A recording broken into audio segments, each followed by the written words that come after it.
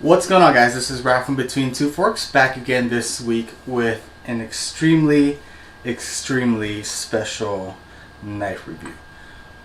So this knife in this video is a little bit unconventional compared to my other unboxing videos and knife review videos. I can't talk today. The reason is this knife is sent as a demo knife. This is a demo knife, and it is not available for retail until about 2 weeks later. So it is an honor to be able to review this knife. I'm one of the very first people to be able to get my hands on this, so I am extremely excited. If you can't tell, I kind of have the jitters a little bit. So I didn't want to misrepresent the company because it didn't come with the retail packaging of the knife. So if you have any experience with this company, which I'm going to review here in a second, you know their packaging is beautiful, and I guarantee you this knife is going to come in an amazing packaging. Okay, so without further ado, and before I get into this uncloaking, which feels like a magic trick because this knife itself is pretty much magic, if you like what you see, if you can hit that like button, hit that subscribe button, it would mean the world to me. And let's get started.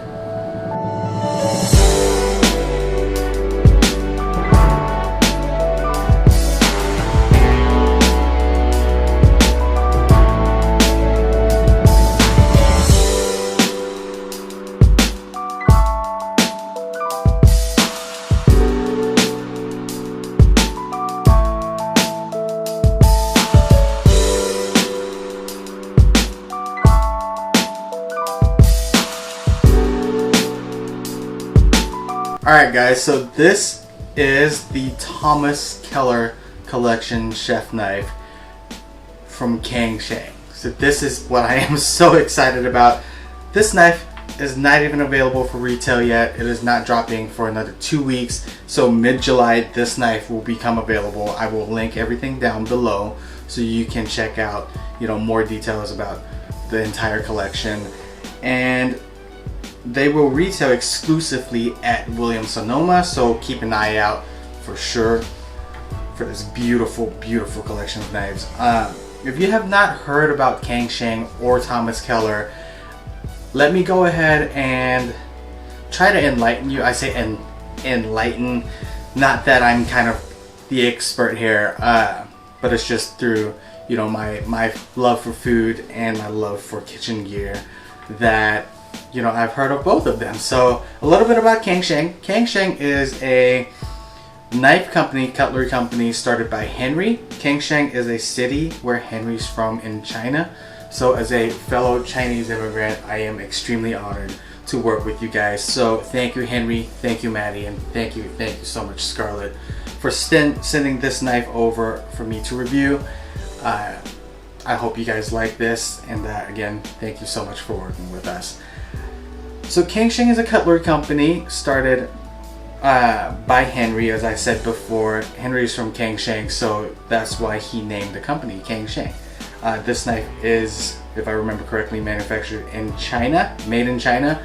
So one of Henry's goals is to show the world that made in China does not have the negative connotation that it comes with. Through the years of me living in the United States, I have heard nothing but a lot of negatives from people saying quote unquote made in China products are junk, which has been proven wrong, absolutely wrong, by the quality of this knife as an example. And of course your Samsung, all your Android phones, your iPhones, iPads, all those extremely high quality products are all manufactured in China. So I just want to urge you guys to not always overlook quote unquote made in China products, because this knife is one of the most beautiful knives that I have ever unboxed and laid my hands on. So a little bit about Thomas Keller.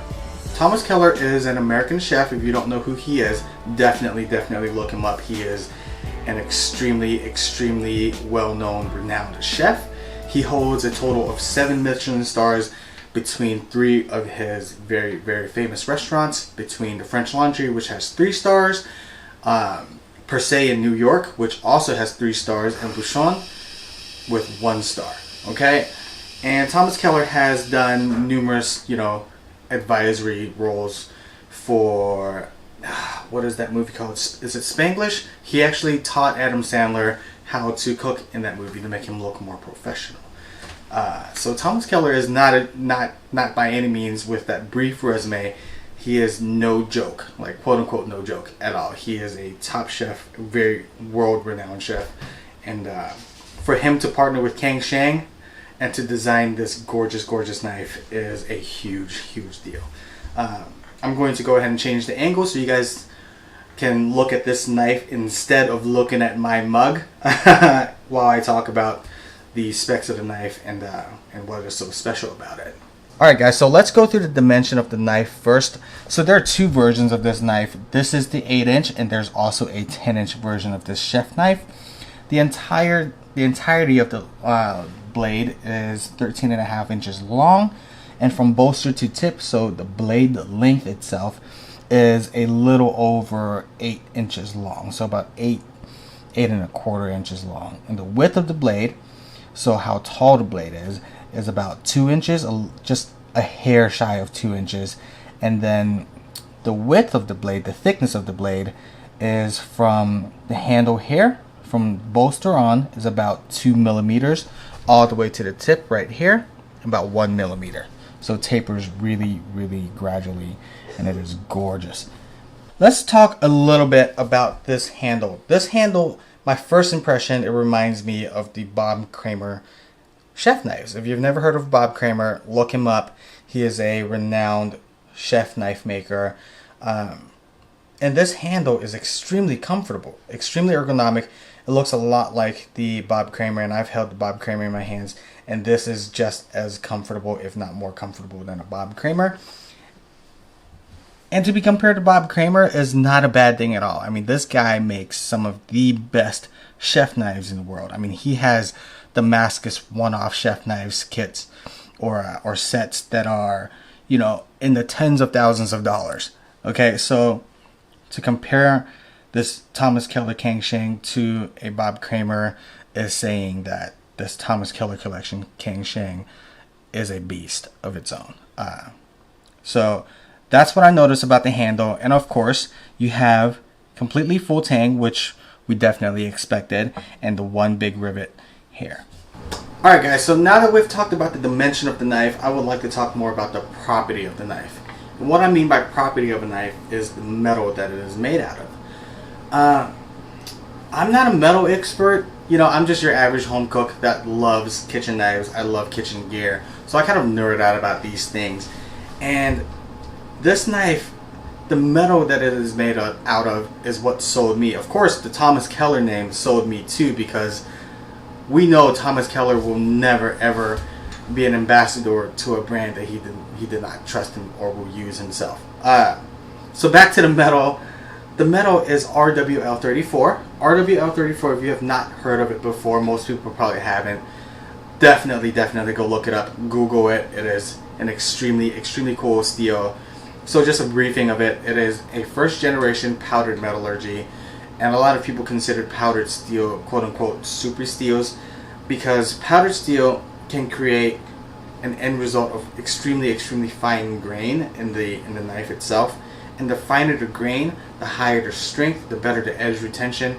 And with these fine grain, it can also create an extremely sharp edge. In chef knife marketing, you probably see the word high carbon gets thrown around all over the place. Okay? Let me break a myth to you, okay?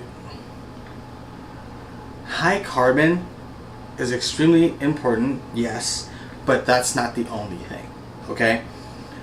Carbon in itself adds strength, it adds hardness to a steel, okay? And anything with the complete, weight of the blade, weight of the steel or the metal composite itself, if it has more than 0.35% of carbon, it is considered high carbon steel, okay? So just so you know, for I guess a benchmark, let's just use global knives as a benchmark because a lot of people swear by globals. They have on their Chromovo steel, if I remember correctly, Chromovo steel has about 0.75 to 0.8% carbon for the makeup of the metal. Okay? This RWL34 has about 1.05% compared to like the 0.78% of carbon. Okay, so if you're talking about high carbon, this is an extremely high carbon steel knife. Alright? Your average Wusthof, where they claim it's to be, you know, high, quote unquote, high carbon steel, the X50 MOV steel is only about 0.45 to 0.5% steel. So this has twice the amount of carbon content compared to your regular Wusthof. Look who joined us, guys. This is my baby boy. He gets mistaken for a girl all the time, so you guys better stop it. Just because he has beautiful long hair doesn't mean he's a girl. Say hi, Rue. Hi. So Rue's gonna join us. You do not touch the knife because it's extremely what? Sharp. Extremely sharp. That's right. Do you ever touch knives without mommy and daddy's permission? No. Okay, so to you kids watching, you don't ever touch knives unless mommy and daddy are there to supervise. Okay? But some boys can touch knives when they're bigger. Yep. When you're bigger. When you're an adult. When you're 14, like in, 18. That's right. Everything. Okay. So anyhow, carbon is not the only component that makes a great chef knife. So I just want to throw that out there for people that are shopping for chef knives. You always see the word, high carbon thrown around. It is not the only thing that makes a great chef knife, okay? What makes a great chef knife is the heat treatment process, guys. If anyone knows or have watched any episode of, what is that show called? Shoot, it is escaping my mind right now. Champions of the Blade? No. I don't remember. Holy smokes. We'll cut to it, I promise. Oh, that's what it is. Forged in Fire. So if you guys have watched any of the Forged in Fire episodes, you know heat treatment is what makes or breaks a knife. Okay? And please correct me if I'm wrong, Cangshan, and I apologize if this is not correct information. But from what I gleaned from their website, they have their own proprietary heat treatment process called Ultra 6. And they took this Damasteel RWL34 and they heat treated it to a crazy 65 Rockwell. Plus or minus 2. 65. Okay? That is bananas. Okay? Compared to, let's just use Wusthof as an example. Okay? Because that's just one of the most common, quote unquote premium grade, premium knives. Your average Wusthof is only at about a 58, 59 Rockwell. Okay? Rockwell rating is how hard the steel is. To heat treat this to a 65 and be comfortable at that hardness is crazy. If your metal is not high quality enough or it doesn't have the strength to hold up to that hardness, the Rockwell hardness, it becomes brittle and it will chip, it will break, it'll crack. We have seen many Japanese knives that chips because they're such hard knives. The Rockwell ratings are in the 60s constantly. And you see a lot of chipping in their knives. So to see this at a 65 Rockwell rating is absolutely bananas to me. And I am really, really excited to see 65 on there because I know for a fact that this RWL34 steel can withstand the Rockwell rating based off of the the composition of the metal and the strength that this metal carries. So with the higher Rockwell rating, the type of steel that it has, this thing should retain an edge like none other. Okay, and I'm really excited to test it out. Are you excited to test it out? Yes. Yes, me too. It's gonna be very cool. So let's get cutting, guys. Oh, before we start cutting, I apologize. It's very sharp. What is one thing that I did not talk about? It's very sharp. It is very sharp. And what makes a knife sharp is the edge. So the edge angle of this knife is grind to 16, respectively on both sides. So 16 degrees, just so you guys know. All right. Okay, guys, I apologize. Before we start cutting, I totally forgot to mention the weight of the knife. Did I mention the weight of the knife already? If I have not mentioned the weight of the knife, this knife is one of the lightest knives I've ever held in my hand. I was actually really surprised when I picked up the box. It doesn't say Cangshan on the box. I didn't even think there was a knife in there because it was so light. I stuck this baby on my food scale and it says it registered at 7.9 ounces, which is about 224 grams. So the weight of the knife is extremely, extremely important, especially when you're cutting a lot.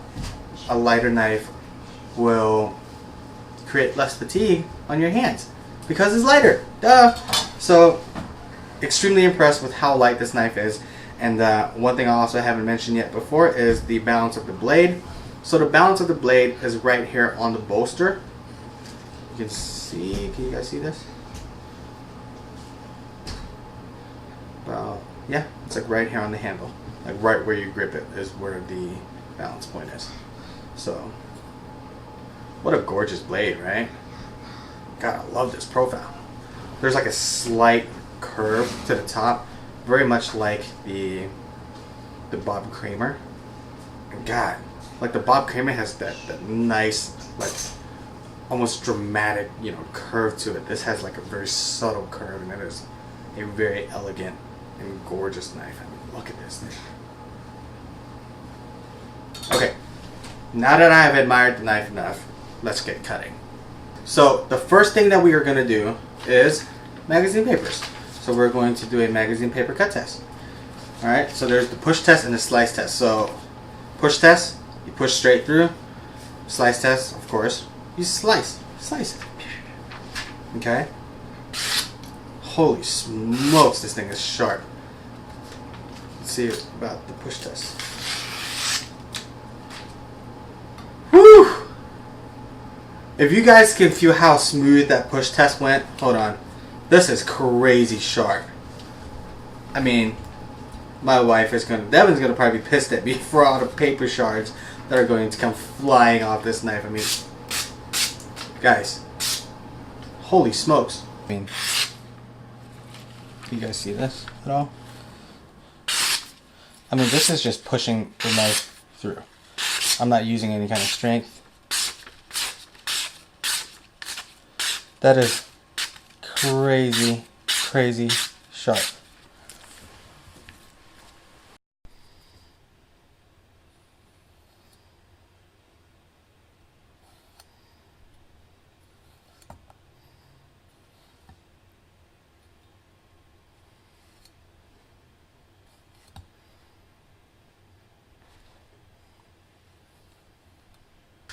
As you guys can see, the grape test and the paper test is not a disappointment whatsoever. This knife is sharp AF.